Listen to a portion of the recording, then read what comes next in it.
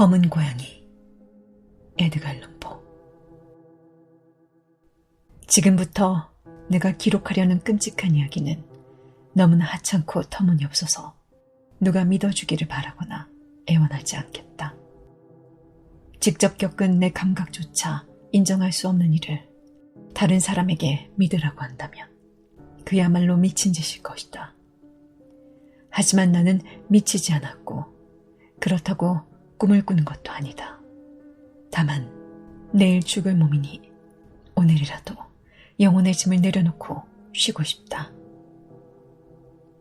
내 집에서 연이어 일어났던 일들을 있는 그대로 간결하게 세상에 알리고자 한다. 그 사건 때문에 나는 공포에 질리고 고통을 겪어야 했으며 끝내 망가지고 말았다. 하지만 어찌된 일인지 설명하려 들지는 않겠다. 그 사건은 나에게 공포 그 자체였지만 다른 사람들에게는 공포보다는 기묘한 느낌을 줄지도 모른다. 언젠가 내 악몽을 흔해 빠진 일로 만들어버릴 똑똑한 사람이 나올지도 모른다. 그 사람은 나보다 더 냉철하고 논리적이라 내가 글로도 쓰기 두려웠던 공포의 상황에서도 아주 자연스럽게 원인과 결과가 잇따랐을 뿐이라고 밝혀낼 것이다.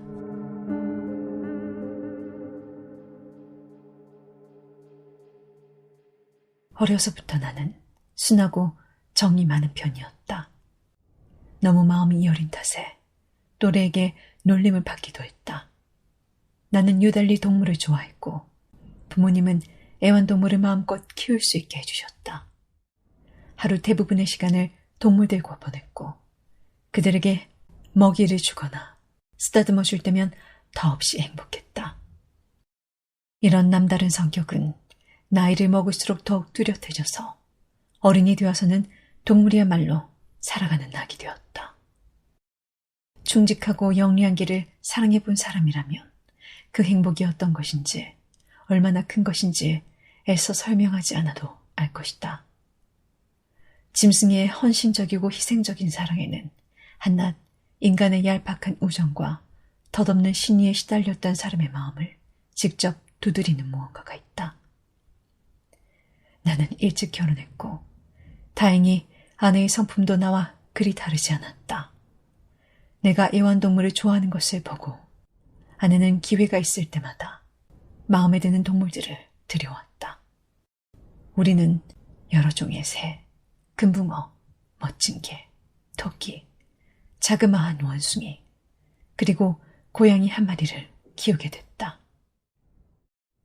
그중 고양이는 온몸이 검은색으로 무척 크고 아름다웠으며 놀랄 만큼 영리했다. 녀석이 얼마나 똑똑한지 이야기할 때마다 미신의 적잖이 빠져있던 아내는 검은 고양이는 모두 편신한 마녀라는 오랜 속설을 넌지시 흘리기도 했다. 아내가 그 점을 진지하게 믿었다는 것은 아니다. 다만 그 일이 문득 떠올라 말하는 것뿐이다. 고양이 플루토는 내가 가장 아끼는 동물이자 친구였다. 내가 주는 먹이만 먹고 집안 어디든 내 곁에 붙어 다녔다. 외출할 때면 따라 나서려는 녀석을 떼어놓기가 힘들 지경이었다. 우리 우정은 그렇게 몇 년간 이어졌지만 부끄럽게도 그동안 내 기질과 성격은 상습적인 폭음으로 완전히 뒤바뀌어버렸다. 나는 갈수록 다른 사람의 기분은 아랑곳 없이 변덕을 부리고 짜증을 냈다. 아내에게 아무렇지 않게 욕설을 퍼붓고 결국엔 손찌검까지 했다. 동물들 역시 내 기질의 변화를 느낄 수밖에 없었다. 나는 동물들을 돌보기는커녕 학대하기 시작했다. 다만 플루토에게만은 애정이 남아있어 참아냈지만 토끼, 원숭이, 개들이 우연히 내 곁을 지나가거나 애교 부리려고 다가오기만 해도 사정없이 괴롭혔다. 어떤 병이 음주벽보다 지독할까? 내 병은 점점 더 깊어져 결국 플루토도, 이제 나이가 들어 예민해진 플루토마저 내 못된 성질에 시달리게 되었다. 어느 날 밤 단골 술집에서 잔뜩 취해 돌아오니 플루토가 나를 슬슬 피하는 느낌이 들었다. 나는 녀석을 와락 붙잡았다. 거친 행동에 놀란 고양이는 이빨로 내 손에 작은 상처를 입혔다. 그 순간 악마 같은 분노가 나를 사로잡았다. 나 자신이 아닌 것 같았다. 내 영혼은 단숨에 몸을 빠져나가고 술에 찌든 맹렬한 증오가 내 몸을 완전히 사로잡았다. 나는 조끼주머니에서 작은 칼을 꺼내 그 불쌍한 짐승의 목을 꽉 움켜쥐고는 한쪽 눈알을 도려냈다. 이 저주받아 마땅한 짓을 글로 쓰자니 부끄러움에 얼굴이 화끈거리고 전신이 떨린다. 술 기운이 사라지고 아침이 되어 제정신이 돌아오자 내가 저지른 일에 대한 두려움과 후회가 밀려왔다. 하지만 그것도 잠시 스치는 미미한 감정이었을 뿐 마음속 뿌리까지는 흔들지 못했다. 나는 다시 술에 빠져들었고 그 일을 저질렀던 기억도 술 기운에 희미해졌다. 그러는 동안 고양이도 차차 회복되었다. 눈알이 빠진 자리는 끔찍한 꼴이 되었지만 더 이상 아픈 것 같지는 않았다. 녀석은 평소처럼 집안을 어슬렁거렸지만 내가 가까이 다가가면 기겁하며 달아났다. 한때 나를 잘 따르던 동물이 이토록 나를 피하는 모습을 보니 처음에는 예정이 떠올라 슬프기도 했다. 하지만 그런 감정도 곧 짜증으로 변했다. 그러더니 돌이킬 수 없는 몰락을 알리듯 사악한 마음이 북받쳐 올랐다. 어떤 논리로도 이 감정을 설명할 수 없으리라.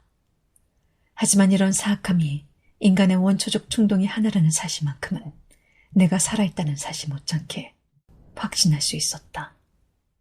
사악함은 인간의 결정짓는 타고난 본성이자 감정인 것이다. 그래서 인간은 해서는 안 된다는 것을 알기에 비열하고 어리석은 행동을 저지르는 게 아닐까. 법을 잘 알기 때문에 오히려 제대로 된 판단을 버리고 법을 어기고픈 욕구를 끊임없이 느끼는 게 아닐까. 바로 이러한 사악함 때문에 나는 완전히 무너져 내렸다.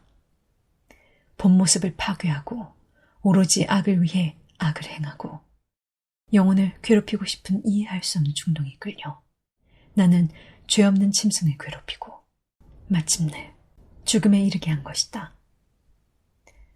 어느 날 아침 나는 태연하게 고양이의 목을 올가미로 묶어 나뭇가지에 매달았다. 두 눈에서는 하염없이 눈물이 흐르고 가슴은 쓰리쓴 자책으로 가득했다. 고양이가 나를 사랑했음을 알기에 나에게 아무런 잘못도 하지 않았음을 알기에 내가 하는 짓이 죄악이라는 것을 알기에 녀석을 매달았다. 만약 내 불멸의 영혼이 있다면 가장 자비롭고 두려운 신의 무한한 자비조차 닿지 않는 곳에 던져질 만큼 치명적인 죄라는 것을 알기에 녀석을 매달았다. 잔혹한 짓을 저지른 날 밤 나는 불이야 하는 소리에 잠을 깼다. 침대 옆 커튼이 활활 타고 있었다. 집은 온통 불길에 휩싸여 있었다. 아내와 하녀 그리고 나는 간신히 빠져나왔다. 모든 것이 파괴되었다. 화마가 내 전 재산을 집어삼켰고 나는 절망에 빠져들었다. 나는 나의 악행과 재난 사이에 인과관계가 있다고 생각할 만큼 나약한 인간은 아니다. 다만 잇따른 사실을 자세히 기록하는 중이니 어떤 부분도 불완전하게 남겨두고 싶지 않을 뿐이다. 불이 난 다음 날 나는 잔해만 남은 집터로 갔다. 벽은 단 하나만 남고 모두 무너져 있었다. 유일하게 남은 벽은 건물 가운데쯤 내 침대 머리맡에 서 있던 것으로 그리 두껍지 않은 칸막이 벽이었다. 최근에 새로 바른 석회가 제법 두터워 불길을 견딘 모양이었다. 이 벽 주위로 사람들이 웅성웅성 모여들더니 무척 흥미롭다는 듯이 한 곳을 자세히 들여다보고 있었다. 이상한 일이야. 신기하군. 그들이 나누는 말을 듣자니 나도 호기심이 일었다.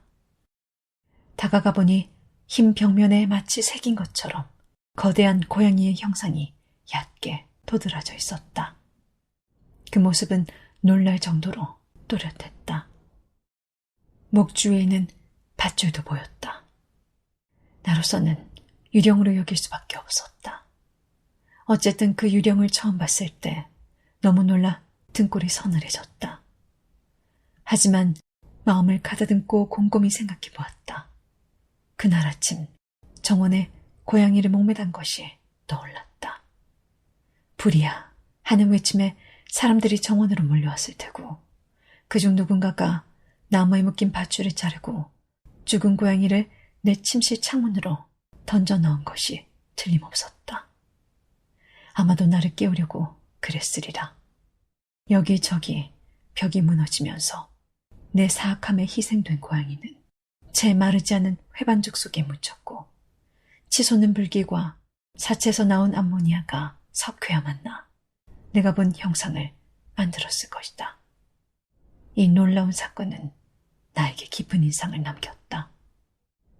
머리로는 쉽게 이해했지만 양심은 어쩔 수 없는 모양이었다. 몇 달 동안 고양이의 환영이 머릿속을 맴돌았다. 후회 같으면서도 후회는 아닌 뭐라 할 수 없는 감정들이 나를 사로잡았다. 나중에는 녀석을 대신할 닮은 고양이가 없는지 자주 다니던 지저분한 술집 주변을 둘러보기까지 했다.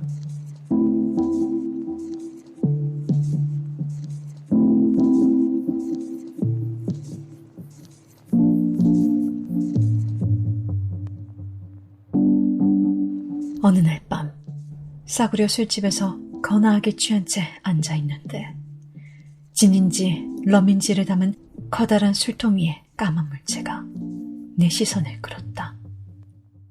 한동안 그 술통을 물끄러미 바라보고 있었는데도 그제서야 그 물체를 발견하다니 이상한 일이었다. 가만히 다가가 손으로 만져보았다. 그것은 검은 고양이였다. 몸집도 무척 크고 모든 면에서 플루토와 꼭 닮았지만 한 가지 다른 점이 있었다. 플루토는 몸에 흰털이 전혀 없었지만 이 고양이는 가슴에 크고 흐릿한 하얀색 얼룩이 있었다. 내가 손을 대자 녀석은 대뜸 몸을 일으켜 그르릉거리고 몸을 비비며 내 관심을 반가워하는 것 같았다. 바로 내가 찾던 고양이였다. 나는 그 자리에서 가게 주인에게 고양이를 사가겠다고 했더니 주인은 자기 것이 아니라며 고양이에 대해 아무것도 모르고 본 적도 없다고 했다. 녀석은 얼마간 자신을 쓰다듬던 내가 집에 갈 채비를 하자 따라 나서고 싶은 눈빛이었다. 나는 그러도록 내버려 두었다. 집으로 가는 길에도 이따금씩 허리를 숙여 녀석을 토닥여 주었다. 집에 오자마자 고양이는 제 집처럼 굴었고 아내도 대번에 녀석을 마음에 들어했다. 그러나 나는 이내 실증이 났다. 전혀 뜻밖이었다. 영문은 알 수 없었지만 고양이가 나를 좋아한다는 사실이 오히려 정떨어지고 성가셨다. 이런 감정은 점차 지독한 증오로 변해갔고 나는 녀석을 피해 다니기 시작했다. 잔인한 짓을 저질렀던 기억과 수치심이 떠올라 고양이를 신체적으로 괴롭히진 않았다. 몇 주 동안은 때리거나 난폭하게 굴지도 않았다. 하지만 천천히, 아주 천천히 고양이에게 이루 말할 수 없이 넌더리가 났고 녀석이 나타나면 역병 환자라도 되는 듯이 슬슬 피하게 되었다. 이 짐승을 데리고 온 다음 날 아침 녀석도 플루토처럼 한쪽 눈이 없다는 사실을 알게 됐고 이는 말할 것도 없이 내 증오를 부추겼다. 하지만 그럴수록 아내는 녀석을 더욱 아꼈다. 앞서 말했듯 아내는 내가 잃어버린 마음, 아주 소박하고 순수한 곳에서 즐거움을 찾던 따스한 인정을 예전 그대로 지닌 사람이었다. 내가 고양이를 미워할수록 고양이는 나를 유달리 따르는 것 같았다. 그 녀석이 내 뒤를 얼마나 집요하게 따라다녔는지 다른 사람은 이해하기 어려울 것이다. 내가 자리에 앉으면 녀석은 늘에 발치에 웅크리고 눕거나 무릎 위로 올라와 역겹게 몸을 비벼댔다. 내가 일어나 걸으려 할 때면 녀석이 다리 사이로 비집고 와 자칫 넘어질 뻔한 일도 많았다. 때로는 길고 뾰족한 발톱으로 옷에 매달려 가슴팍까지 타고 올라왔다. 그럴 때면 녀석을 단번에 죽여버리고 싶은 마음이 굴뚝 같으면서도 그렇게 하지 못했다. 내가 저지른 죄가 떠오르기도 했지만 솔직히 말하면 그 짐승이 너무나 두려웠기 때문이다. 그 짐승이 나에게 물리적으로 해를 끼칠까 봐 두려워한 것은 아니지만 무엇이 두려웠는지 달리 정의할 바를 모르겠다. 중주인 감방에서조차 고백하기 부끄럽지만 놈이 나에게 안겨준 오싹한 공포는 근거 없는 망상으로 한층 더 커졌다. 이 낯선 짐승과 내가 죽인 고양이의 유일한 차이점인 흰색 얼룩을 아내는 여러 번 나에게 말했다. 앞서 말했듯이 이 얼룩은 원래 크긴 했지만 무늬가 흐릿했다. 하지만 얼룩은 조금씩 눈치채지 못할 정도로 조금씩 선명해졌다. 내 이성은 이게 한낱 허상일 뿐이라고 애써 부정했지만 얼룩은 마침내 뚜렷한 모습을 드러냈다. 그것은 입에 담기조차 무서운 물건의 형상이었다. 무엇보다 이것 때문에 나는 고양이가 더 꺼림직하고 무서웠다. 마음만 먹으면 그 괴물을 없애고 싶었다. 그 얼룩은 소름이 쫙 끼치도록 무서운 교수대의 모습이었던 것이다. 아, 슬프고도 두려운 고통과 죽음의 도구요. 공포와 범죄의 도구요. 이제 나는 인간이 처할 수 있는 가장 비참한 지경에 이르렀다. 내가 경멸하며 죽여버린 고양이 따위가 높디 높은 하느님의 모습으로 태어난 인간에게 이토록 참기 힘든 고통을 안겨주다니. 아, 낮에도 밤에도 나는 더 이상 편하게 쉬는 축복을 누리지 못했다. 낮에는 고양이가 단 한순간도 내 곁을 떠나지 않았다. 밤에는 끔찍한 악몽에서 깨어날 때마다 내 얼굴에 닿는 그 짐승의 뜨거운 입김을 느끼거나 도저히 떨칠 힘이 없는 악몽처럼 내 심장을 짓누르는 녀석의 어마어마한 무게를 견뎌야만 했다. 이런 고통의 압박으로 내 안에 미약하게나마 남아있던 선한 면은 모두 사라졌다. 가장 어둡고 흉악한 생각들이 나의 유일한 친구가 되었다. 늘 변덕스럽던 성격은 모든 사물과 사람들을 향한 증오로 커져갔다. 나는 순간적으로 일어나는 폭발적인 감정에 맹목적으로 내 몸을 맡기게 되었다. 제어할 수 없는 분노가 터져나올 때마다 이를 감내해야 하는 사람은 불쌍하게도 참을성 많은 내 아내였다. 화재 후 가난에 내몰려 낡은 집에 살고 있던 어느 날 아내는 지하실에 볼 일이 있어 나를 따라 내려왔다. 가파른 계단을 따라 내려오던 고양이에게 발이 걸려 나는 하마터면 곤두박이 칠 뻔했다. 미친 듯이 화가 난 나는 도끼를 집어들고 그때까지 나를 억누르던 유치한 두려움 따위는 잊어버린 채 녀석을 향해 힘껏 도끼를 휘둘렀다. 내 뜻대로 도끼를 내리쳤다면 놈은 그 자리에서 죽었을 것이다. 하지만 아내가 내 팔을 붙잡았다. 이에 악마보다 더 큰 분노에 사로잡힌 나는 손을 획 뿌리친 뒤 도끼로 아내의 머리를 내리찍었다. 아내는 비명 한마디 지르지 못하고 그 자리에서 죽었다.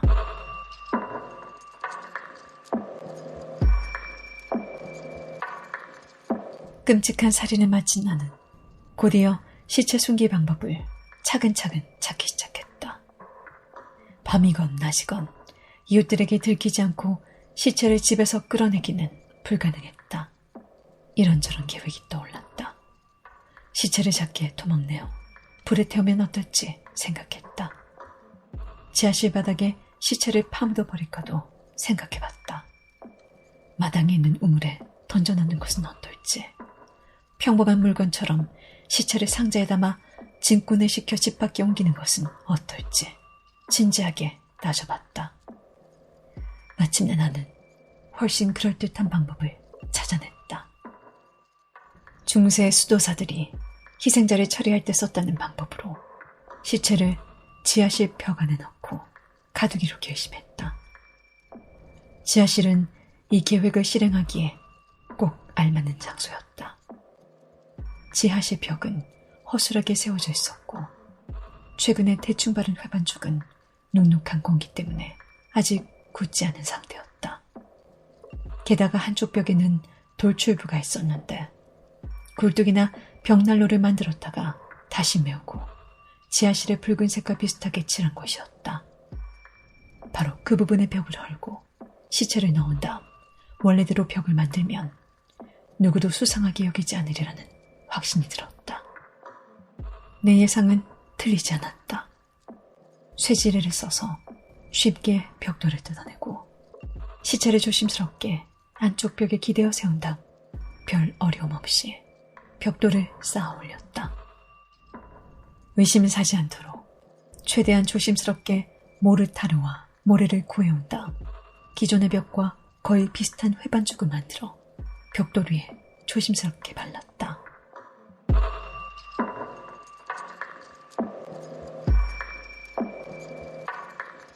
작업을 마치자 무척 만족스러웠다. 벽에는 손을 댄 흔적이 전혀 보이지 않았다. 바닥에 있는 쓰레기도 말끔하게 치웠다. 나는 자랑스러운 얼굴로 주위를 둘러보며 이 정도면 적어도 헛일은 아니군 하고 혼자 중얼거렸다. 그런 다음 이 모든 불행의 원인인 고양이를 찾기 시작했다. 마침내 녀석을 죽이기로 굳게 마음먹은 것이다. 그때 고양이가 나와 마주쳤다면 녀석의 운명은 불보듯 뻔했을 것이다. 하지만 이 눈치 빠른 짐승은 내가 격렬하게 화내는 모습에 놀라 모습을 감춘 것 같았다.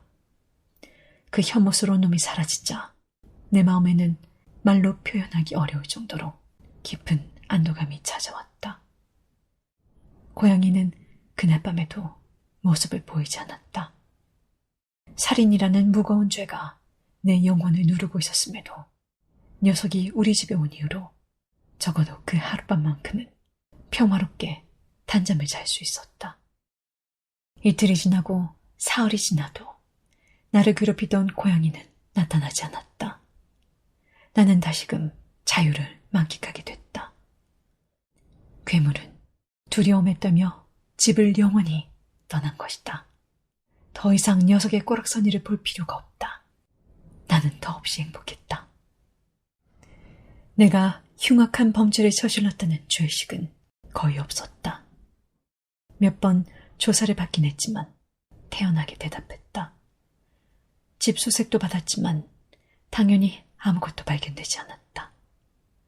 나의 행복한 앞날에는 아무런 문제가 없어 보였다.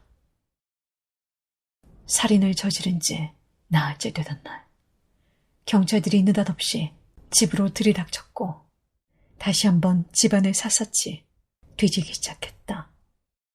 하지만 아무리 뒤져도 시체 숨긴 곳을 못 찾을 걸 알기에 나는 전혀 당황하지 않았다. 경찰들은 수색하는 내내 나를 동행시켰다. 그들은 건물 전체를 빠짐없이 뒤졌다. 서너 번이나 지하실로 내려갔지만 나는 눈썹 하나 꿈쩍하지 않았다. 내 심장은 곤히 잠든 사람처럼 편안하게 뛰었다. 나는 팔짱을 낀 채 지하실을 왔다 갔다 하면서 유유히 거닐었다. 더 이상 나을 곳이 없다고 여긴 경찰들은 떠날 채비를 했다. 마음속에서 기쁨이 솟아올라 억누르기 힘들었다. 승리의 표시로 한마디라도 더 말해서 나의 결백을 거듭 확인시켜주고 싶어 입이 근질거렸다. 경찰들이 계단을 오를 때 나는 드디어 입을 열었다. 여러분, 의혹이 풀려서 참 다행입니다. 여러분 모두 건강하시고 예의도 좀 더 갖추시길 바랍니다. 그건 그렇고 여러분, 이 집 말이죠. 이 집은 아주 잘 지어진 집입니다. 무슨 말이든 하고 싶어 바싹 몸이 달아오른 나는 스스로도 무슨 말을 하는지 몰랐다. 정말로 특별하게 잘 지어진 집이라 할 수 있죠. 이 벽도 말입니다. 아, 여러분, 가시려는 건 아니죠? 이 벽도 꽤 단단하게 쌓은 거랍니다. 허세를 부리며 잔뜩 격앙된 나는 손에 든 막대기로 사랑하는 아내의 시체를 넣어둔 바로 그 부분을 세차게 두드렸다. 오 신이시여, 악마의 동리로부터 저를 보호하소서. 막대기로 친 벽의 울림이 사라지자마자 무덤 안에서 다비라도 하듯 어떤 소리가 들려왔다. 처음에는 어린아이의 흐느낌처럼 작고 띄엄띄엄하던 소리가 이내 인간의 것이 아닌 기이하면서 시끄럽고 잔인한 비명으로 변했다. 그것은 마치 지옥에 떨어져 고통받는 사람들과 그들을 바라며 기뻐 날뛰는 악마들이 동시에 내지르는 소리처럼 공포와 승리가 뒤섞인 날카로운 절규였다. 순간 내가 어떤 생각을 했는지는 말할 필요도 없다. 눈앞이 아찔해진 나는 휘청거리며 반대편 벽으로 물러났다. 계단에 서 있던 경찰들도 일순간 극도의 공포와 두려움으로 굳어버리고 말았다. 곧이어 건장한 경찰이 벽을 허물기 시작했다. 벽은 와르르 무너져 내렸다. 심하게 썩고 핏덩이가 말라붙은 시체가 구경꾼들 앞에 꼿꼿이 서 있었다. 시체의 머리 위엔 무서운 검은 고양이가 피 묻은 입을 크게 벌리고 외눈을 번뜩이며 앉아 있었다. 교활한 술수로 나를 살인자로 만들고 소리를 질러 나를 사형집행인의 손에 인도한 바로 그 끔찍한 고양이였다. 나는 그 괴물을 아내의 시체와 함께 벽 속에 발라버렸던 것이다.